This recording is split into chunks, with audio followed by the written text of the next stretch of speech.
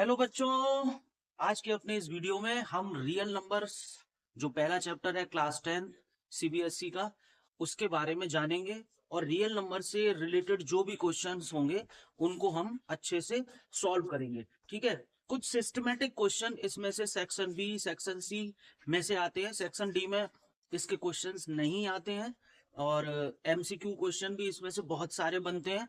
तो आज हम देखेंगे कि सेक्शन ए बी और सी से रिलेटेड रियल नंबर्स को हम कैसे कर सकते हैं। तो सबसे पहले हम करने जा रहे हैं इंट्रोडक्शन ऑफ रियल नंबर, कि आखिर रियल नंबर जो है वो क्या होता है ना। तो देखते हैं रियल नंबर्स क्या होते हैं। देखिए, नंबर लाइन पे जितने भी नंबर्स होते हैं वो सब रियल नंबर्स होते हैं, है ना। तो लिख सकते हैं the numbers on a real number line, on a real number line are called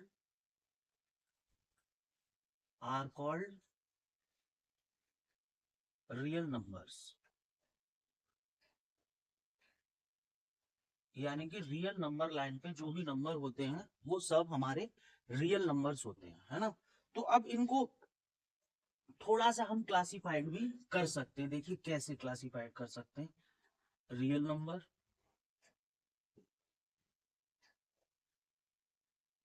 को, कैसे क्लासिफाइड किया जा सकता है।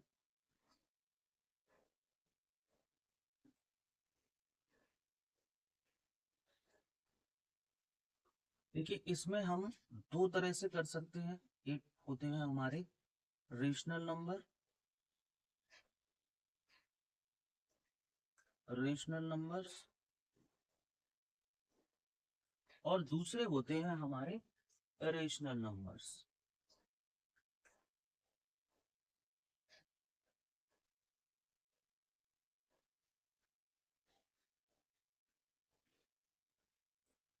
है ना। यानी कि रियल नंबर जो होते हैं, नंबर लाइन पे जितने भी नंबर्स होते हैं वो सब रियल नंबर्स होते हैं।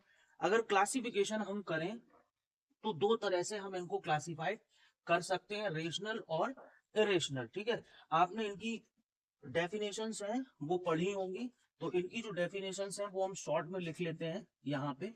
Numbers numbers which can be expressed, which can be expressed in the form of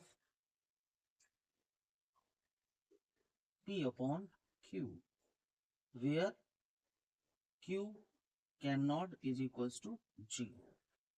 ठीक है, और इसमें numbers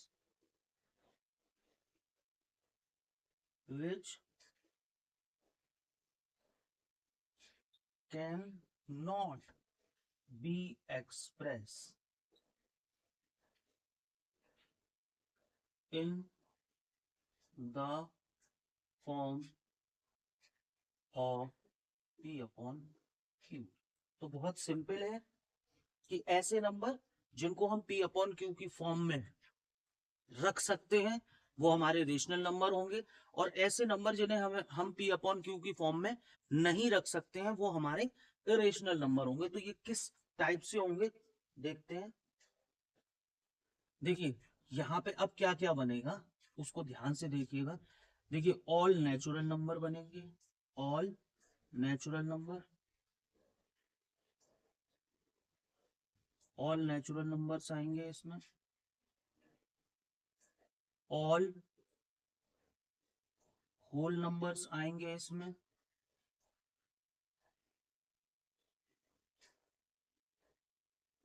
ऑल इंटीजर्स आएंगे इसमें, इसी में आएंगे ये सब रेशनल नंबर में। और क्या कह सकते हैं, ऑल फ्रैक्शनल नंबर आएंगे इसमें, ऑल फ्रैक्शनल नंबर्स आएंगे इसमें,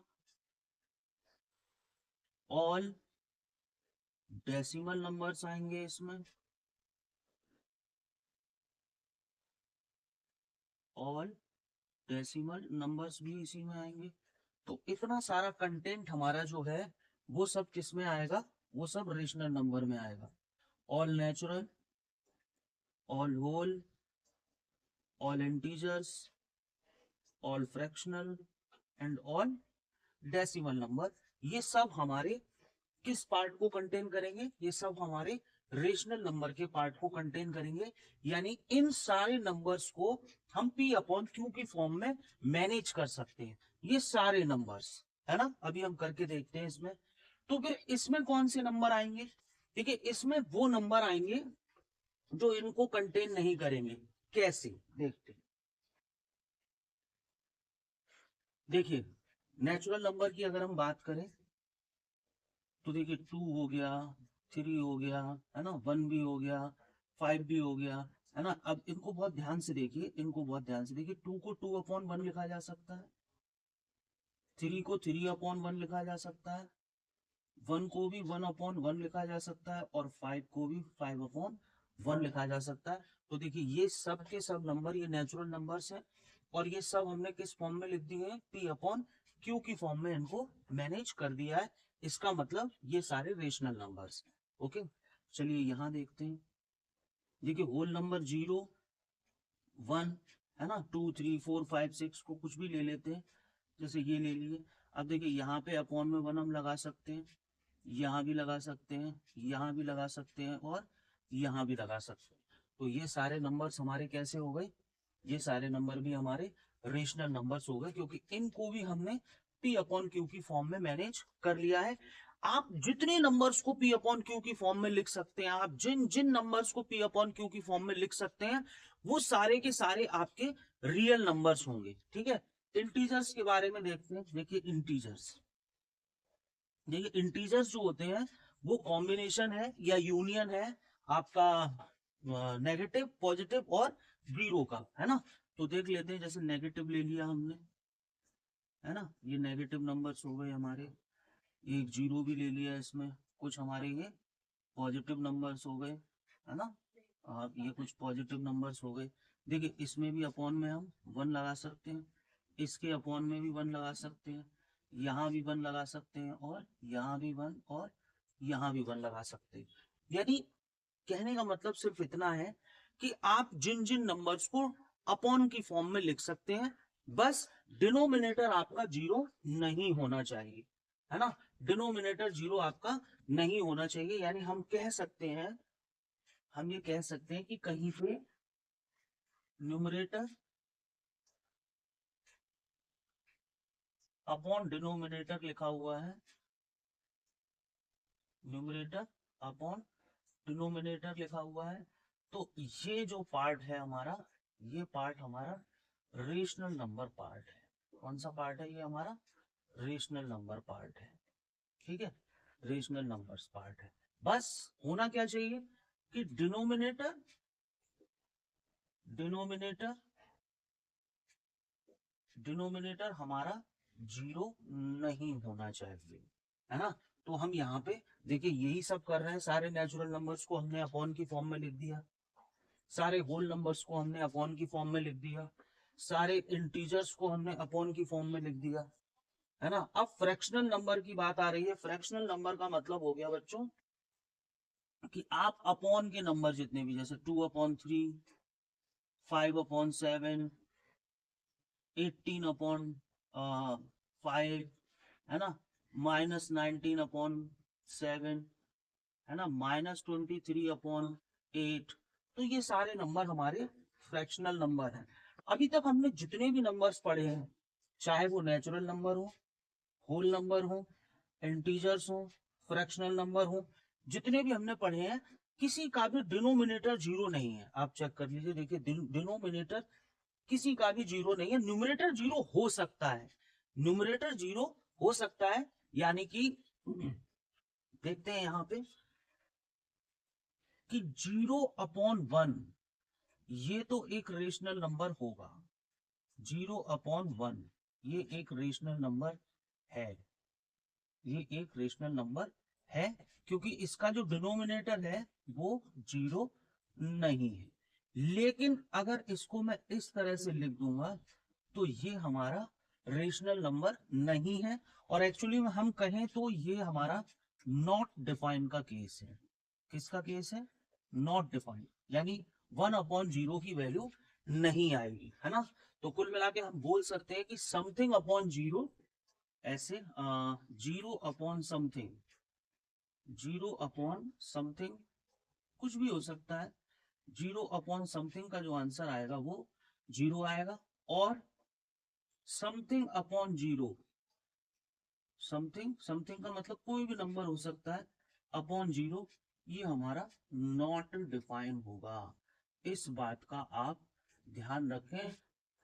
नंबर आपका कुछ भी हो सकता है, कोई भी वेरिएबल हो सकता है, कोई नंबर हो सकता है, डेसिमल नंबर हो सकता है, कुछ भी हो सकता है।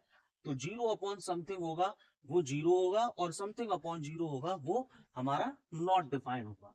ओके, तो चलिए आप देखिए डेसिमल नंबर्स, तो देखिए ध्यान से, ये 2.3 लिखा है, 2.3 है ना।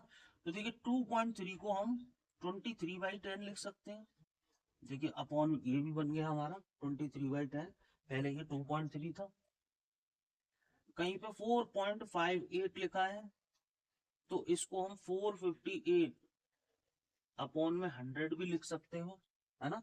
तो देखिए हमने जितने भी नंबर्स थे, सारे नंबर्स को हमने किस फॉर्म में मैनेज कर लिया, सारे नंबर्स को हमने इसमें लिख लिया, numbers which can be express in the form of P/Q, और Q हमारा 0 नहीं होना चाहिए, यानी कि न्यूमरेटर अपॉन डिनोमिनेटर की फॉर्म होनी चाहिए, और डिनोमिनेटर हमारा 0 नहीं होना चाहिए। ठीक है, तो ये सारे नंबर्स ऐसे थे जिनमें हमारा डिनोमिनेटर 0 नहीं था, है ना।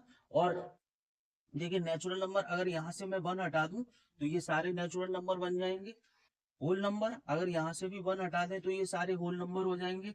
इंटीजर्स यहाँ से 1 हटा दें तो ये भी हमारे सारे इंटीजर्स हो जाएंगे, क्योंकि नेगेटिव और यूनियन पॉजिटिव जो होता है वो हमारे क्या होते हैं, वो हमारे होते हैं इंटीजर्स, यानी नेगेटिव नंबर और पॉजिटिव नंबर्स को मिलाने के बाद उनका जो कॉम्बिनेशन बनता है, नेगेटिव नंबर्स का और पॉजिटिव नंबर्स का जो कॉम्बिनेशन होता है, उस कॉम्बिनेशन को हम क्या बोलते हैं, इंटीजर्स बोलते हैं। तो चलिए अब हम देखते हैं अपना नेचुरल इरेशनल नंबर का, लेकिन उससे पहले आप please pause the video to note it down.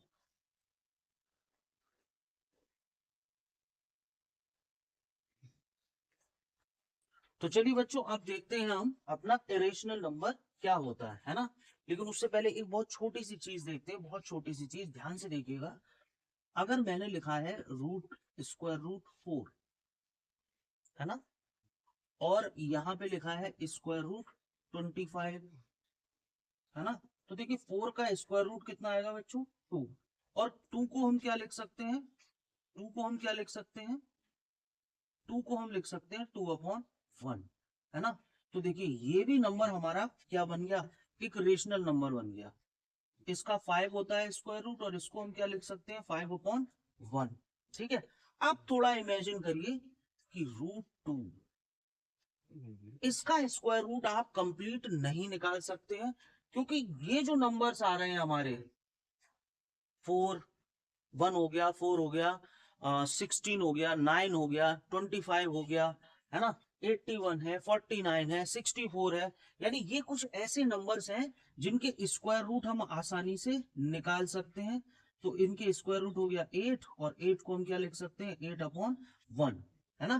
तो ये सारे नंबर्स, रूट के सारे नंबर्स इरेशनल नंबर नहीं हो सकते, लेकिन ऐसे नंबर जिनका हम स्क्वायर रूट कंप्लीट नहीं निकाल सकते, देखिए इसका अगर हम निकालेंगे तो 1.414, और इसके आगे भी ये खत्म नहीं होने वाला है, ये चलता रहेगा, है ना।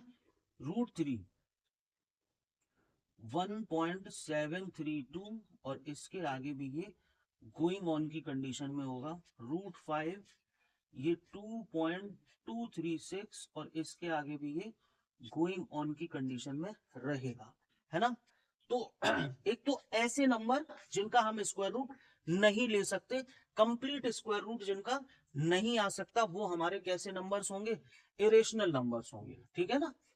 और कौन से नंबर इरेशनल होंगे, बहुत ध्यान से देखिएगा, बहुत ध्यान से देखिए। जैसे अभी मैंने 2.75 लिखा, इसको मैं रेशनल बना सकता हूं, 2.75 को मैं रेशनल बना सकता हूं, इसको मैं 275/100 लिख सकता हूं। लेकिन ध्यान से देखिए, अगर इसी नंबर को हम ऐसे कर दें,